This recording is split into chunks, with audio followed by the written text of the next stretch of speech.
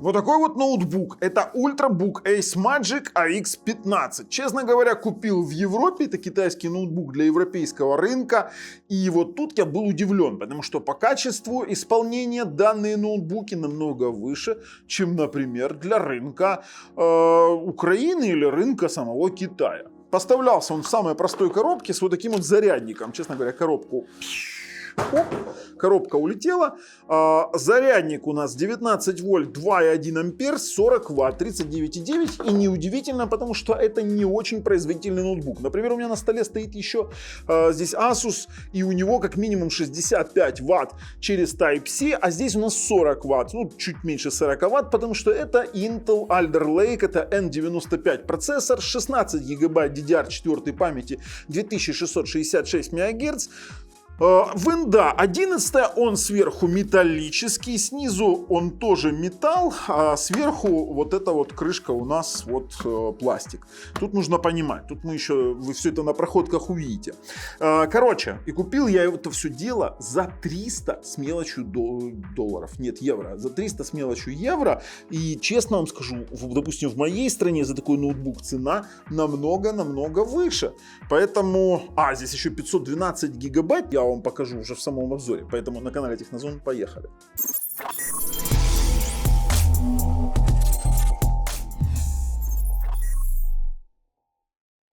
Короче, чем интересен, ребят? Есть USB 3 на бачку на одном, на другом бачку тоже USB 3, USB 2, есть карт-ридер, разъем 3.5 для гарнитурки. Есть у нас два Type-C, один из которых чисто зарядник, а второй это уже просто Type-C порт. Есть даже HDMI. Нет у нас LAN-порта, в принципе он и позиционируется как у нас Ultrabook. И на одном заряде батареи у меня он максимально держался, когда я делал яркость чуть меньше, дома сидел, редактировал документы, до 6 часов просто беспроблемно. Конечно, это дешевое исполнение в соотношении, например, там MacBook одной рукой вы не откроете. Тут уже нужно придерживать. Экранчик у нас IPS-очка и, конечно же, там какие-то углы, хотя углы есть, но OLED это не OLED и, допустим, не какой-то там очень интересный экран. Это самый обыкновенный экран. За такую цену мы его и, честно говоря, не рассчитывали получить что-то более мощное. Здесь стоит не AX модуль Wi-Fi, а AC модуль Wi-Fi, но при этом этот AC у нас выдает до там 350 мегабит, мы видели в пиковом значении. Это в принципе тоже все нормально. Знаете почему? Потому что это просто рабочий ноутбук. Просто ноутбук для, допустим, для общения в соцсетях, для общения через Zoom. Здесь есть камера 720p, хотя она и краснит, такая слабоватая, тут с освещением нужно будет играться, но она есть, и микрофоны есть, и вот эта вот чисто европейская версия с клавиатурой немецкой, но я это все решил обыкновенными наклейками можно решить. И тут как бы вот все хорошо, но вот расстройство у меня насчет SATA, насчет NVMe диска. И давайте сейчас посмотрим с вами, что пишут на сайте производителя, чего обещают. Винда 11 с IPS экраном, Intel AX15, и у нас встроенная графика Intel UHD с частотой до 1200 МГц. Ну, смотрите. Тут вопрос в многозадачности. Да, это Intel Alder Lake N95 12-го поколения. Достаточно новый и мощный процессор. У нас, видите, ну как они здесь, встроенные твердотелый накопитель M2 512, они здесь пока не пишут про NVMe, дальше напишут. Это 505, это 15,6 дюймов ноутбук, то есть не так, что он там какой-то маленький, для ультрабука это большой размер. У нас 38 ватт-часов батарея, 8 часов они заявляют, 6 я получил без проблем. Вес всего лишь 1,6 килограмма и толщина 0,66 дюйма. У нас есть он в серебре, есть серый просто-напросто. И вот тут вот мы добираемся. Смотрите, у нас здесь написано SSD NVMe. Кстати, смотрите, у них есть Flat Design 180 градусов. Ну, сейчас пробуем. Flat Design 180 градусов. Это, кстати, классная тема. Да, реально. Прикинь. Да уже увидели, не надо, уже не надо. Не надо, флэт дизайн прикольный. 720p камера, ну DDR4 за это зачет, он действительно очень быстрый. И для чего он подходит? Для мультимедиа, работы, общения, 4 ядра, 4 потока, в принципе хватает для всего. А знаете, какое его большое преимущество? Тут в принципе больше смотреть нечего. Я вам это все потом покажу уже в самом обзоре, да, подключать микрофон можно, все можно. Самое его большое преимущество — это то, что он не греется, к слову, совсем.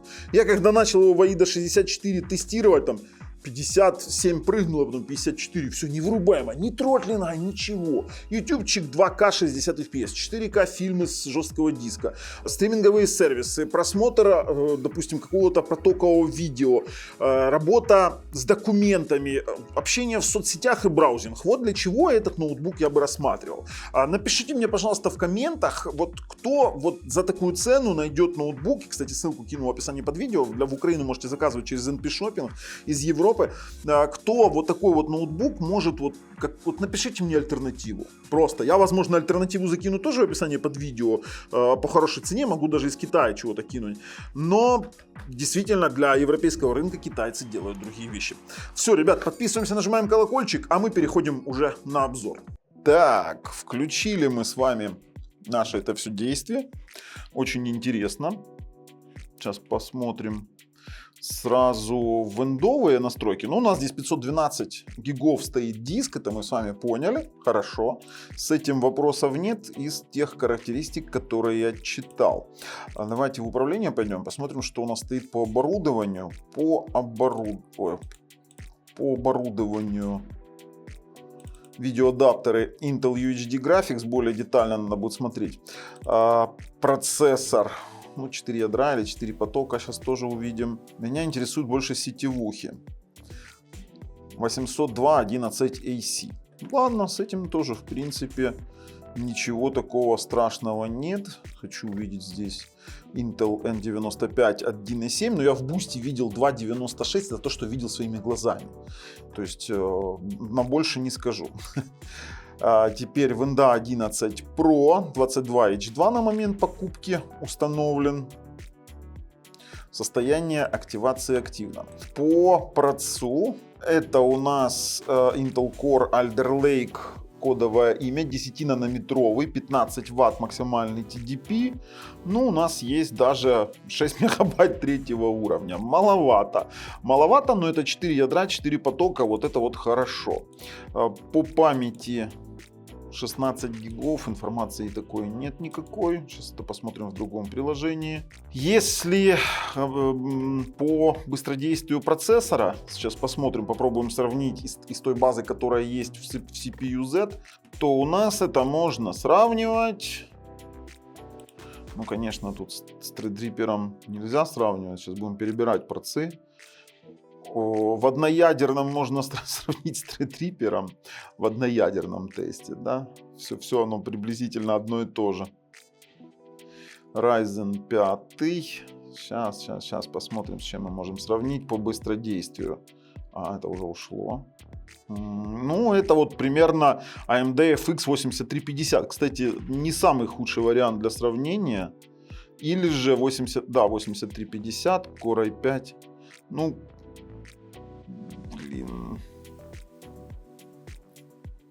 в многоядерном, как Core i7 2600K. Да ладно, слушайте, что тут еще смотреть. Мне интересно, какой здесь Intel UHD Graphics стоит. Кстати, очень интересно было бы посмотреть. Технология неизвестна. 46D2. Понятно, во что-то мы даже сможем поиграть, кстати. Поддержки CUDA нет. Есть OpenGL 4.6, Vulkan, OpenCL, DirectML. Во что-то поиграем. По AIDA. Сейчас более детально глянем, что есть. Суммарная информация. DirectX 12. Так, ты что? Вот это DirectX 12 меня всегда пугает. Где у нас память? Слушайте, ну память, походу, у нас одна планка. Тут даже вот рассуждать на эту тему тяжело. PCI-Express 2, на нем стоит у нас, ну понятно почему AC стоит, потому что AX на второй PCI-Express ставить, честно говоря, было бы нецелесообразно. Ну слушайте, это все-таки бюджетный компьютер, что мы хотим от него? А ну-ка, сейчас по тесту стабильности, может быть, пройдемся, а у него нет доступа, а есть доступ к температуре, ну стартанем. Хотя бы минут 10, не больше. Больше нам не нужно будет. Мы будем понимать, тротлит он или нет, и задерутся ли температуры. Хотя вот я за N95 не наблюдал таких проблем. Знаете, что я вам скажу? Это самый скучный тест, который я видел. Ничего не происходит. Он не тротлит и не греется. Вот как был 54 там, градуса стартовых, так он и остался. Он там чуть скаканул, потому что это энергоэффективный, боже ты мой, энергоэффективный процессор, еще и в металлическом корпусе. Но здесь у нас пластик сверху, да, там, то есть охлад сделан, здесь активное охлаждение. Не металлическом, пластиковый, это сверху металл у нас. Слушайте, я буду останавливать, не вижу смысла, у нас вообще никакого тротлинга нет, вообще нулевой тротлинг, и процесс вообще не греется. Теперь по скорости дисков. У нас здесь есть Crystal Disk Info, мы видим, что у нас здесь SATA. Давайте посмотрим, что у нас получится по скорости. Да, что и подтверждает скорость, я уже сейчас вижу 561, это хороший SATA, но это далеко не NVMe. Сейчас посмотрим по температуре, что у нас там. Слушайте, ну по температуре он не греется, SATA этот, не греется вообще никак. 33 градуса при прохождении тестов, ну вот в плане охлаждения вообще идеально. Вообще идеально, в плане эргономики и охлаждения мне понравился, в плане вот SATA непонятно. В принципе, все хорошо. С этим вопросов нет. Еще мы проверим с вами через спид-тест быстродействие сети.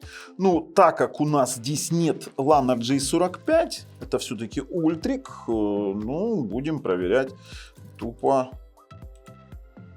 обыкновенный Wi-Fi. Браузерит очень быстро. Вот что мне нравится, вот эти вот 16 гигов. Сейчас. 16 гигов все-таки работают. И работают неплохо. Ну, сейчас посмотрим. По Wi-Fi, ну, 279 в пике. Сейчас. 253. Ну, я вам скажу, не самый топовый показатель, но это все-таки AC модуль. Это все-таки AC модуль, не AX. Ну, в принципе, за такую цену. Блин, оно тут еще и загружает кучу плагинов моих. Ужас. 245 на 219. Еще один тест делаем. А знаете, какой тест хочу сделать? Хочу сделать синтетический тест. Максимально возможно. Сейчас я подниму быстро свой сервер. Стартуем. И максимально теоретическую скорость подтверждаем в 300 мегабит. 340. То есть, ну это вот максимально выделить. Просто я вам объясню. Дело в том, что одно дело, когда ты тестируешь на внешний мир, и там могут быть просадки или кто-то еще, а когда у тебя выделенный сервер стоит на конкретных 2,5 гигабита, ты даешь 2,5 гигабита чистых на этот компьютер через максимально возможный роутер, который дает чистых 1,9 по Wi-Fi, то тут как бы ошибки исключены. Сейчас пробуем 2,4 ГГц. Давайте стартанем, тоже увидим. Ну, 2,4 середнячок такой, достаточно низкий середнячок. 40-50. Ожидал большего, но тоже за такую цену особо ничего мы не увидим. 50, кстати, 50 мегабит это даже уверенный середнячок. 50 на 67. Ну-ка. 48, 58, 53. Нормально. Все нормально. Переключимся обратно на 5 гигагерцовый и продолжим. Что же мы еще можем делать на данном ноутбуке? То есть мы с вами можем посмотреть его возможности в плане рабочего ноутбука. Я не говорю, что это игровая станция. Играть на нем во что-то можно, но это не будут какие-то топовые игры. Забудьте про PUBG, Fortnite и тому подобное. Этого не будет просто-напросто. Мы его уже тестировали в PCMark. Давайте посмотрим на результаты тестов. Тест очень долгий, показывать нет смысла. И я вам скажу, что судя из Essential, это оценка запусков приложения, это оценка видеоконференции, оценка просмотра веб-страниц, то это идеальный ноутбук для таких целей. То есть это там 30 кадров в секунду, 44 распознавания лиц через OpenCL, воспроизведение видеозвонок через CPU 30 кадров. Это просто идеальный показатель. То есть вы будете использовать его максимально для конференц-связи. Кстати, вот если мы здесь уже общаемся, то у него есть камера 720p. Мы можем, в принципе, включить. Вы даже увидите прямо в видео качество этой камеры. Вот, пожалуйста, я сейчас стою. Да, она краснит. Я вам скажу, это не самая топовая камера, но для видеоконференции пойдет. Краснит камера. Теперь у нас оценка просмотра веб-страниц идеальна. Продуктивность, оценка редактирования электронных таблиц очень даже неплохо. Все, что выше 3000 для редактирования таблиц и редактирования документов, это очень хорошо. А вот по Digital Content Creation 2400 это очень мало. Оценка редактирования фотографий еще так-сяк дотягивает до 3000. Можно, в принципе, поиграться, да, там фотки поредактировать. А вот рендеринг, визуализацию вообще не рекомендую. То есть, если говорить про рендеринг, визуализацию, это 19-35 кадров, вы будете смотреть слайд-шоу при редактировании видео, это просто жесть. Вот на ходу будет 23 кадра, просто жесть. Не-не-не, тут как раз мы ничего сделать не сможем. По мониторингу мне интересно сейчас посмотреть, давайте детали посмотрим. Мне интересно посмотреть частоты максимальные, что мы увидели. Так, 2.6, 2.6, а ну пиковая 3.4. 3,4 ГГц это то, что мы вот увидели в тестах. 2,8 то, что я видел там, но 3,4 я вот вижу в тестах, пожалуйста, было. По частотам графического процессора тут совсем все слабо, потому что сам по себе графический процессор слабоват. По температурам центральный процессор вообще, вот подтверждаю, просто максимальные температуры были в 58 градусов, да, 59 даже при работе с редактированием видео. Ну, редактирование видео здесь нам не подходит. Ребят, просто вот хороший рабочий ноутбук. По мультимедиа, конечно, мы можем подключить, допустим, жесткий диск. Давайте я сейчас просто подключу жесткий диск. Мы с вами попробуем чего-нибудь на нем проиграть, вернее, с него проиграть какой-то тестовый ролик. Мне вообще интересно, сможет ли он или нет. У меня здесь Коди где-то был. Ставил я Коди, не ставил. Сейчас посмотрим. Пойдем посмотрим. Советую Коди всегда всем. Идем в SSD-шник подключенный. И у меня есть, ну давайте, LG New York. Очень высокобитрейтная штука. Оно в простом медиаплеере. Есть базовая поддержка 265 кодека. Или потребует плагин. О, да ну, ребят. Вы тут сможете смотреть, ну у вас будет чуть-чуть в пересвете, у меня на самом мониторе, я вам объясняю. Дело в том, что достаточно яркий дисплей, и здесь я вижу вот хорошие цвета, а на рекордере сейчас вижу небольшой пересвет в некоторых цветах, потому что рекордер от экрана сильно отличается. Но при этом у меня как бы вот я удивлен. Почему? Потому что обычно, знаете, там какие-то такие решения бюджетные, они требуют потом докупки 265 кодека, либо там ты начинаешь морочиться Keylight код пак ставить, а сейчас здесь вот все хорошо. То есть 4К фильмы с жестких дисков, пожалуйста, проигрываем, не морочим себе голову. Тут вообще вопросов нет. Как в принципе, если в браузинге, да, то есть мы с вами держим браузер, например, для YouTube. То есть мы можем зайти в YouTube и проиграть какое-нибудь 4К видео, попробовать мои видео 4К GeoPlaces канал. Это то, что я снимал лично. Вот «Дикая река», знаменитый ролик, который используют очень многие блогеры для тестирования. Давайте посмотрим, что у нас по статистике для админов. Сейчас он играет HD. Выберем Full HD 60 Гц. Проигрывает идеально, есть единичные дропы, но это издержки самого интерфейса, который вот этого окошка. Давайте попробуем 2К хотя бы. Прот все-таки слабоват. А ну-ка, 2К. Единичные дропы идут. 2К смотреть можно, но вы должны понимать, что уже появляются единичные дропы, совсем единичные. И если брать, допустим, 4К, то он уже его декодирует с видимыми какими-то микрофрезами, ну очень маленькими. Но при этом я вам могу сказать, что без компромиссов, без каких-то моментов вы можете смотреть спокойно 2К видео. Вообще отлично. Браузить на таком компе можно бесконечное количество вкладок открыть и работать с этим. Тут у вас я ограничений никаких не вижу. Так же, как и посмотреть, например, какие-то стриминговые сервисы. В частности, ух ты, Творец. Творец появился, его можно купить. Да ладно, вы что, шутите?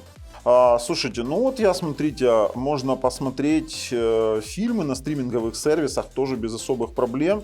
Full HD качестве, с учетом того, что здесь все-таки Full HD дисплей. Вот, пожалуйста, я переключаю. То есть со стриминговыми сервисами он справляется отлично. То есть можно закрывать и не морочить себе голову.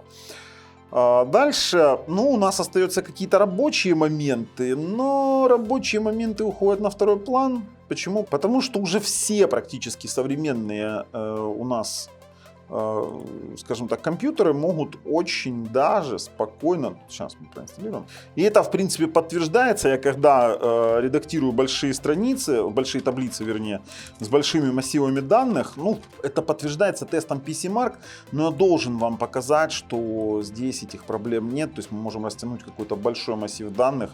Хотя абсолютно в этом никакой надобности нет. Вот, пожалуйста, у нас Excel проработал. Я, честно говоря, удовлетворен полностью, тем, как он работает. Из игрушек я, честно, играл в World of Tanks. И именно Blitz неполноценный, и играл в Tomb Raider. И то сейчас покажу. Рассчитывать на то, что вы будете играть в много-FPS там Counter-Strike не стоит. Half-Life 2, Half-Life 1 можно поиграть. Можно поиграть в тот же старый Tomb Raider, либо World of Tanks Blitz. И вот, пожалуйста, этот самый World of Tanks Blitz в 60 кадров в секунду. На FPS у нас в правом углу экрана, я не знаю, наверное, вы не видите. Но сейчас поиграем немножко и, возможно, запущу еще Tomb Raider, чтобы увидеть. Тут ограничений нет. Старые, слабые игрушки можно пошпилить. В близзардовские игрушки можно поиграть. Если кто играет в Hearthstone на таком компе очень даже запросто идет. Ой-ой-ой, ты шо, ты где взялся, а? Сейчас мы посмотрим. Какой ты умный. Блин, я его пробить даже не могу. Ай-яй-яй-яй-яй. На тебе. Тихо, стопе. Сейчас меня сольют, но 60 FPS даже без провалов каких-то. Ой-ой-ой-ой. Сейчас меня тут... Давай мы сейчас тебя куда-нибудь там. Ну, и куда я? Пум. Соточка. Слушайте, сейчас еще его и сольем. А мы его еще и слили, другана нашего. А у меня все, что ли, да? Ну давай. Лови, дружок. Иди сюда. На тебе еще разочек. На еще. Слушайте, я что такой, мощный монстр? Или против ботов бой защита? Ну иди сюда, давай сюда. Тух. Ну давайте уже меня сливайте, уже интересно все-таки дальше поиграть, что ли. Короче, вы поняли, да? Сам посыл, что все работает. Tomb Raider пробуем. Так, а Tomb Raider уже такой, с провисонами пошел, даже в стартом. Сейчас посмотрим. Ну, играть играл. А вот насколько он будет плавненько сейчас идти с моим внешним рекордером, ладно, сейчас увидим. Единственное, что меня расстроило, то что заявляли NVMe, а по факту получился SATA. Вот такая вот фигня. Ну, вот так вот это примерно выглядит. Давайте сменим. Не, вот так вот будет лучше. Есть недостаточное количество FPS. Честно, комфортной назвать игру уже невозможно. То есть мы это должны с вами понимать. Где волчки? Мой любимый момент с волчками. Вот он волчок. Пинь, попал. Пинь, завалил. А куда ты пошел? Ты на мосту же должен быть. Пинь. Не, недостаточный FPS. Для комфортной игры вообще недостаточный. Где эта гадина? волосатая. Иди сюда. Да не, все, я на тебя обиделся, я не хочу играть с тобой. Я с такими волчками серенькими играть не буду. Волчки. Не говорите, что все заново вот этих вот волчков сейчас опять проходить. Угу. Да, сейчас опять вылезут. Вот он. Первый волчок. Я промахнулся. Второй волчок бежит. Иди сюда, друг. Не, что это за... На! Все. Двоих волчков завалили, я думаю, хватит. Ребят, я готов проходить, резюмировать. Особо тут больше обозревать нечего. Поэтому уже встречаемся на выводах. В качестве резюме скажу. Однозначно могу сказать, что за эти деньги трудно купить что-нибудь более интересное. Я не могу его однозначно рекомендовать для работы, потому что я использую более мощные модели, как Asus ZenBook, но если вы ограничены в бюджете, то вот это вот вполне неплохой вариант. А вот насчет сериал ATA и NVMe, вот это вот обидный вариант. И вот здесь вот вступает наша правдивость. Я говорю как есть, и в данном варианте Ace Magic подвела наши ожидания. Ребят, с вами был Бабл на канале Технозон. Пока.